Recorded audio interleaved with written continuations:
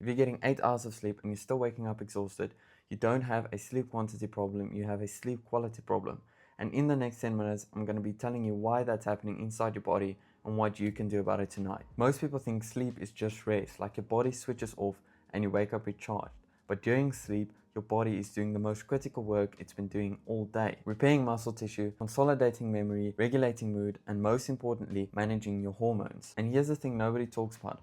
When your sleep is off, everything downstream is off. Your testosterone, your recovery, your energy, your focus, your body composition, all of it traces back to what's happening while you sleep. Ever since I started prioritizing my sleep, the progress in the gym has been great and my energy throughout the day has been unmatched. Let's talk about what's actually hormonally happening inside your body while you sleep, because this is where it gets interesting. Testosterone. The majority of your testosterone is produced during sleep, specifically deep sleep. Research shows that just 1 week of sleeping 6 or less hours can drop testosterone levels by up to 15%.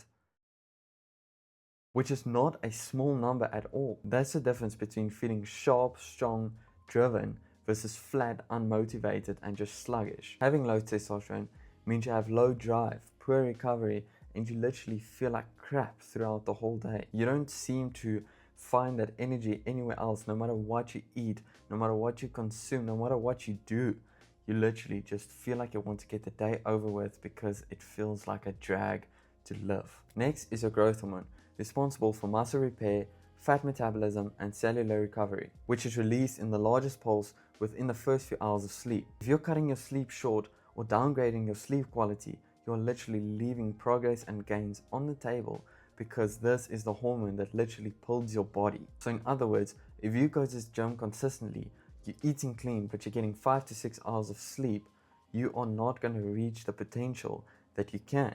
You are literally leaving gains on the table. Then there's cortisol, also known as your stress hormone. I think the biggest thing is that people don't know that cortisol should follow a natural rhythm. When it's high in the morning to wake you up, and as the day goes on, it gradually decreases, and as you go to sleep, it's at an all-time low so that your body can relax and repair. But when your sleep is poor or inconsistent, that rhythm breaks down. Your cortisol then stays elevated at night, which suppresses your testosterone and your growth hormone production. So it's not just that you're tired, but it's literally your body chemically fighting against itself. Then there's melatonin, which is literally your body's own natural sleep signal.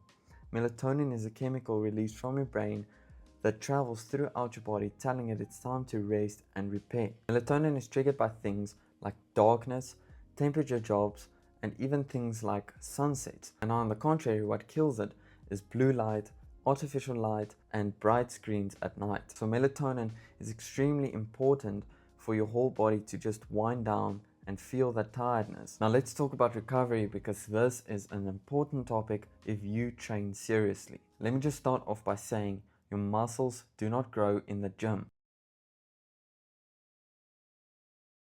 The gym is just a stimulus. Your muscles grow during sleep. Every rep you did today gets processed, repaired, and built upon tonight, but only if your sleep quality allows it. When you sleep, your body goes into certain sleep cycles. These are your REM sleep cycles, which are periods of 90 minutes where you go from light sleep to medium sleep to extreme deep sleep.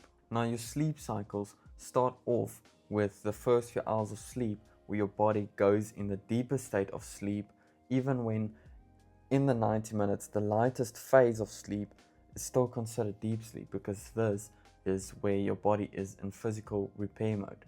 Then as the night goes on, your body enters the REM sleep cycle, which is for your mood regulation, your hormone regulation, and just for your mental clarity. Which is why you can even feel worse when you sleep 7.5 hours versus 6 hours, because you interrupt and literally cut out the cycle that your body is going through during sleep. This is why you can train hard, eat enough protein, do everything right in the gym, and still feel like you're not progressing at all. If your sleep quality is poor, you're leaving majority of the results on the table every single night. We live in a culture that glorified sleeping less. Hustle culture made people proud of running on 5 hours of sleep. There's this idea that rest is laziness and that constant 24/7 grind is the way to success and the results you want. But even as a Christian myself, you need rest, you need alone time with whatever you need to do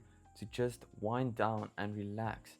You need that stillness, you need that recovery for the grind the next day. Just in the modern generation, everything is so rushed. I mean, if you don't have a supercar at 18, you're behind. If you don't have millions in the bank at 21, you're behind. But people are so caught up in the world that most of these things literally do not matter. What matters is your health and the growth and the results that you're looking for. It's all about consistency and not how quick you can get it. Now back to sleep. Sleep is not laziness. Sleep is when your body earns everything that you put into it during the day. You cannot out-train, out-supplement, or out-diet bad sleep. It is the function that everything else sits upon. So here's what you actually do about it. Just a disclaimer, these are habits, not hacks, meaning that you implement them in your life for permanent use and not just something you use once off. Number 1, fix your sleep and wake time. Your body runs on a circadian rhythm, a 24-hour internal clock. So every time you mess up with that 24-hour clock, you are literally setting your hormones into chaos, and you are resetting that clock when it doesn't want to be resetted, if that makes sense. For me personally, I like going to bed at 10 p.m. and waking up at around 7 a.m. because that means I got the most efficient sleep and that my body is ready to wake up. I try not to use alarms so that I don't get too much of a cortisol spike when I wake up, so that my cortisol is low enough for me to have that energy and focus throughout the day. I just chose those times because they work personally for me. You might find other times a bit more appropriate, but sticking with these times through the weekend as well is so important because your body gets used to, for example, sleeping at 10 and waking up at 7 every night. So as the week goes on, or as the months goes on, your body knows, okay, 10 o'clock, it's time for bed. I'm gonna be maximizing melatonin production and winding down because now's the time for repair and recovery. And the same thing when you wake up, your body gets used to waking up by itself, gets used to waking up early, and you're just setting yourself up for success. Number 2, kill artificial light at night. Blue light from your phone or from other screens suppress melatonin production, which, for a reminder, the hormone or the chemical that signals to your body it's time to sleep. So if you're constantly exposed to screens and blue light, you're literally telling your brain it's daytime when it's 11 p.m. What I do when it's an hour before my bedtime, in this case it's 10 p.m. So at 9 p.m. I would completely put my phone away, I'll put it on charge, and I will maybe read a book for the rest of the hour and just wind down for the rest of the evening until it's time to sleep. I also wear blue light glasses after sunset hours to make sure that I'm reducing as much eye strain as possible and reducing the blue light consumption that the screens give off. Number 3, control your room temperature. Your core body temperature needs to drop by 1 or 2 degrees to initiate deep sleep. Most people's rooms are too warm and they wonder why they cannot get into that deep sleep feeling. Ideal temperatures that your room should be is around 18 to 19 degrees Celsius. You can use a fan, an aircon, get the windows open, whatever you need to do to make sure that the room is nice and cold. Number 4, stop eating close to bed. Eating late raises your core body temperature and spikes your insulin, both of which directly interfere with your ability to enter deep sleep. So I'd suggest to stop eating 2 hours before bed, but ideally 3 hours would be the best. Your last meal should be leaving your body and not still being digested while you're trying to sleep. Number 5,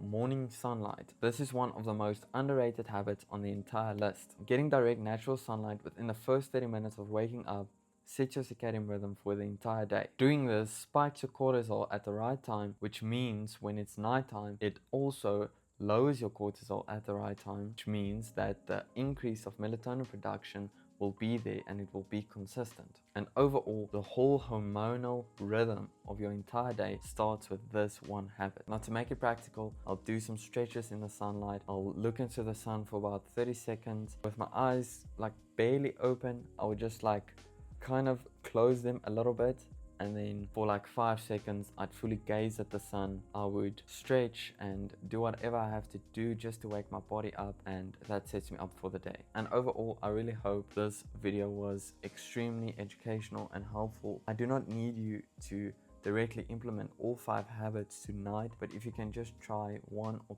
2, it'll literally change your sleeping life and the sleep quality you get for waking up tomorrow with energy, with focus, and just with the overall health benefits that come from good sleep. Let me know in the comments which one of these habits you're going to be starting with. In the next video, I'm going to be covering why the water you're drinking every single day is not hydrating you at a cellular level. So stay tuned. Make sure you're subscribed and hit that bell if you don't want to miss this video, because it's going to be a good one. See you in the next one.